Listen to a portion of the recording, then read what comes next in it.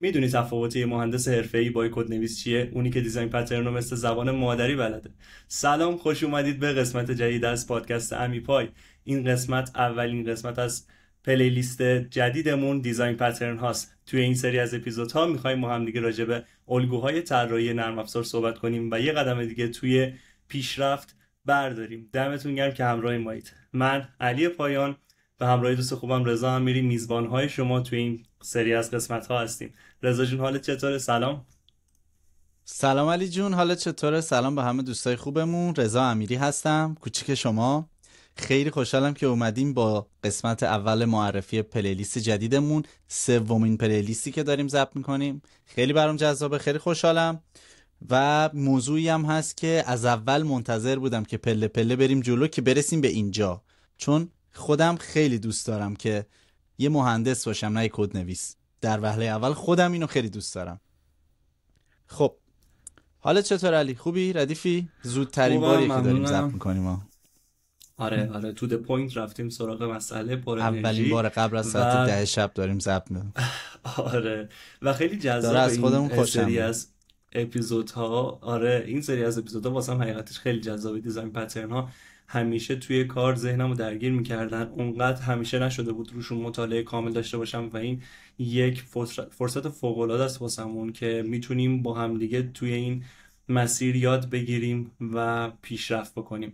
توی این قسمت رضا جون با هم دیگه یه گپی بزنیم راجع به این که خود دیزاین پترن ماهیتش چیه، از کجا اومده، یه تعریف کلی روی دسته‌بندی ها بدیم و برسیم به این قسمتی که چند تا از مزیت ها و معایبی که ممکنه واسمون پیش بیاد رو بررسی بکنیم. خیلی خوشحالم که توی این سری از اپیزودها راجع به دیزاین پترن رو رضا می‌خوایم صحبت بکنیم و این سری از قسمت ها آره واسم من خیلی همینطور. جذابه که قراره بپردازیم به یه طرز فکر جدید و اینکه حرفه‌ای‌تر کارمون رو پیش ببریم و صرفاً یه سری خط کد نزنیم، یه طراحی هایی توی کدمون داشته باشیم. توی این قسمت رضا با هم دیگه بیا صحبت کنیم راجع به اینکه خود دیزاین پترن ها چه ماهیتی دارن و خودش ماهیت دیزاین پترن رو تعریف کنیم. بعد به این بپردازیم که چه دستبندی هایی داره، راجع به تاریخچه‌اش یکم صحبت بکنیم و راجع به مزایا و معایب احتمالی که ممکنه واسمون توی کار پیش بیاد راجع بهش صحبت بکنیم. موافقی؟ آره موافقم. مثل همیشه میریم سراغ اولین کاری که انجام میدیم، تعریف علمی و تعریف کتابی طور اون موضوعی که میخوایم راجع بهش صحبت کنیم. دیزاین پترن چیست؟ الگوی طراحی، راه حلی تکرار شونده و قابل استفاده مجدد برای مشکلات رایجی که در طراحی نرم افزار با اون مواجه میشویم. یعنی چی؟ یعنی میگه که احتمالاً شما برنامه نویس هستی، میخوای نرم افزار بنویسی، چالشایی که داری احتمالاً تو نرم افزار بعدی هم با این چالش مواجه خواهی شد.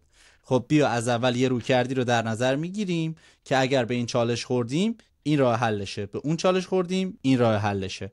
حالا دیزاین پترن بخوام بگم، دوستان 4 تا از دانشمندای گلمون اومدن دور هم دیگه جمع شدن، 23 تا از الگوها رو گرد هم آوردن، دور هم جمع کردن، گفتن آقا این 23 تا احتمالاً خیلی تکرار میشه، که بعدن اومدن این 23 تا رو دسته‌بندی کردن به 3 دسته. حالا بعدن از شما میخوام برام توضیح بدی چی هستن، ولی کل داستان اینه. 4 تا دانشمندن، حالا اسمشون رو حال ندارم بگم، ولی معروفن به گنگ آف فور. این اسم خیلی باله. گنگ آف فور آره. یه کتابم دارن، اسم کتابشونه البته، گنگ آف فور. و همین تعریف و اسم کتابشون تاریخچه‌شون رضا تو 3 سوت دیزاین گفته شد. پترنز Elements of Reusable Object Oriented Software واسه سال 1994 و اعضای انگاری که یه اینجوری بگم که معروفن به گنگ آف فور، به GOF، به اون معروفن، ولی کتابشون دیزاین پترنز Elements of Reusable Object Oriented Software 1994. دمت گرم. همونجوری که واسمون گفتی یه تعریف کتابی از دیزاین پترن داریم که یه سری دستورالعمل آماده برای حل یک مسئله مشخص در یک زمینه خاصه، نه کد نهایی، یک الگویی برای تولید کد خوب. حالا کد خوب چیه؟ کدی که قابل نگهداری باشه، کدی که قابل استفاده مجدد باشه، کدی که تست پذیر باشه. اینا پارامترهای اولیه یک کد خوبن که ما در تلاشیم به عنوان یک توسعه دهنده نرم افزار بتونیم کد خوبی رو تولید کنیم و اپلیکیشن رو در واقع محصول خوبی رو توسعه بدیم. این دیزاین پترن ها، این الگوهای طراحی به کمک ما میان تا بتونیم یه سری از مشکلات تکرار شونده‌ای که توی نرم افزارهای مختلف باهاشون مواجه میشیم رو با یه الگوی مناسبی که هم زبونهای ما، مثل برای مثال من، رضا و شمایی که اومدید پیش ما و اینجا دارید گوش میدید، بتونیم دستخط همون متوجه بشیم. وقتی که میگیم برای مثال الگوی فکتوری یا الگوی سینگلتون، کامل متوجه میشیم که داریم راجع به چی صحبت میکنیم، داریم راجع به چه دسته‌بندی، چه مشکلی، موضوع چی بوده که ما اصلا این کارو کردیم. ما هم دیگه همزبان میشیم و این خیلی مهمه. تاریخچه‌شو واسمون گفتی. گنگ آف فور که کتاب اعضای گنگ آف فور که کتاب دیزاین پترنز رو واسه ما تو سال 1994 جمع آوری کردن، 23 الگوی پایه رو شناسایی کردن که این الگوها به 3 تا دسته تقسیم میشن و بریم مستقیم سراغ دسته‌بندی ها. دسته‌بندی ها رو با تایتل بگم: دسته‌بندی الگوهای ساختاری Creational Patterns، دسته‌بندی بعدی Structural Patterns الگوهای ساختاری، و دسته‌بندی سوم Behavioral Patterns الگوهای رفتاری. الگوهای ساختاری من 2 بار توی جملاتم اشاره کردم، یعنی به اشتباه گفتم. Creational Patterns رو در واقع الگوهای واسه ساختن، ایجادی.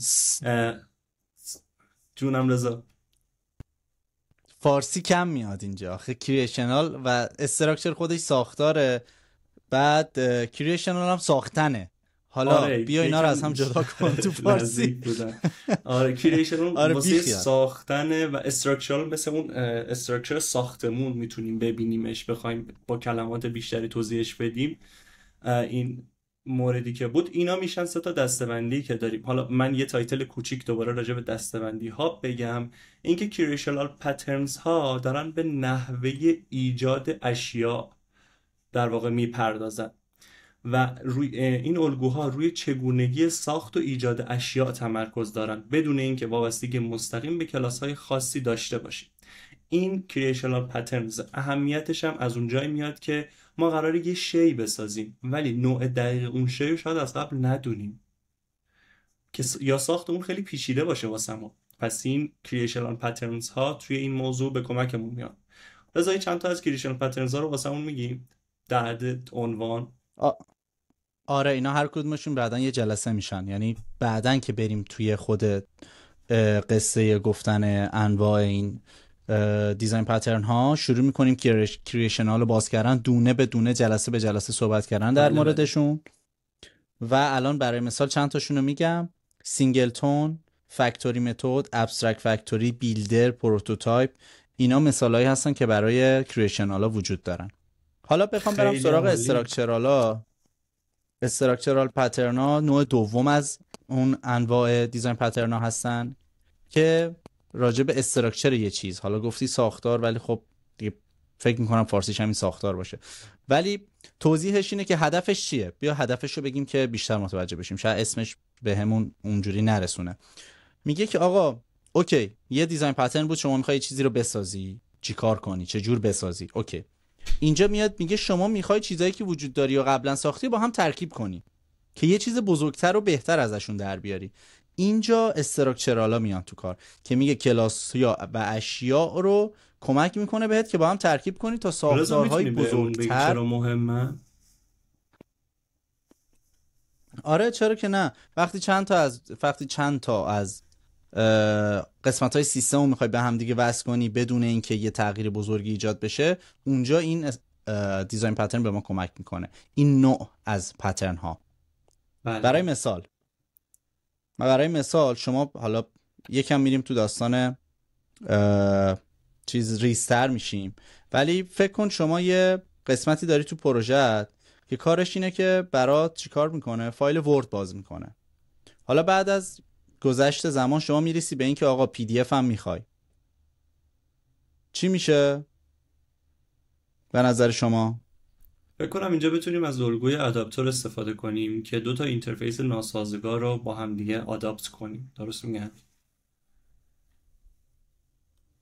دقیقاً درست گفتی. حالا میایم یه قابلیتی اضافه میکنیم، ترکیب میکنیم که این قسمتی از کدمون که کارش ورد بود بیاد ورد رو مثل پی دی اف نشون بده.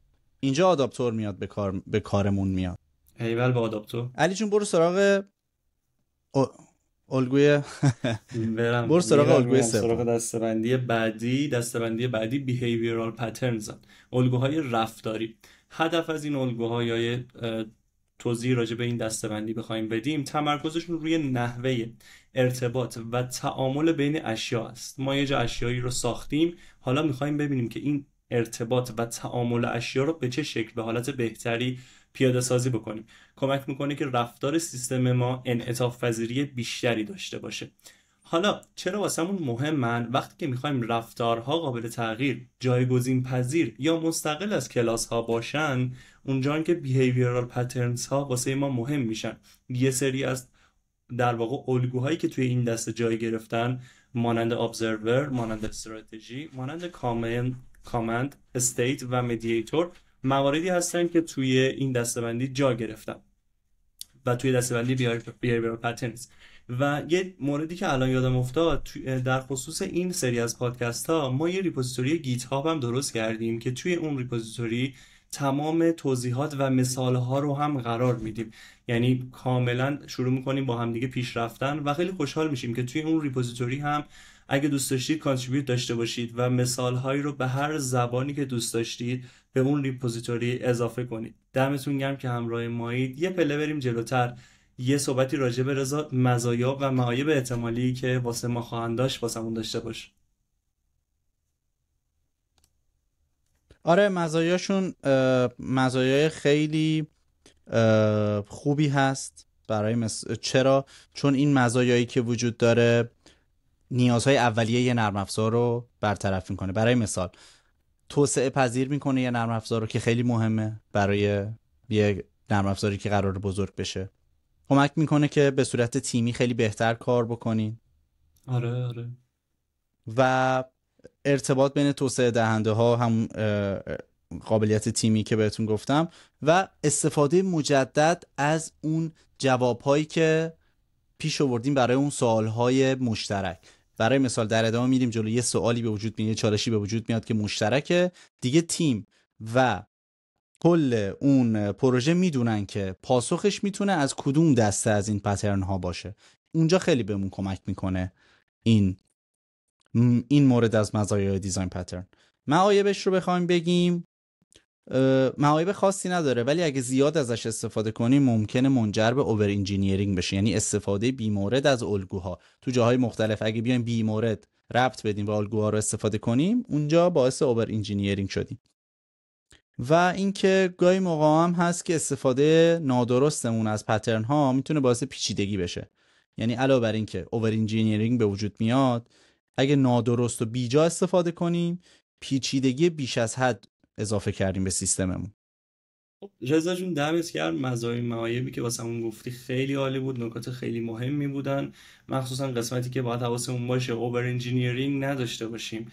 بی استفاده بیش از حد از الگوها واسه ما اوور انجینیرینگ میاره، پیچیدگی بیش از حد میاره. شاید یه اپلیکیشن خیلی ساده تر از اون چیزی باشه که ما تصورشو میکنیم، پس حواسمون باشه که کجا داریم ازشون استفاده میکنیم، بی رویه نباشه.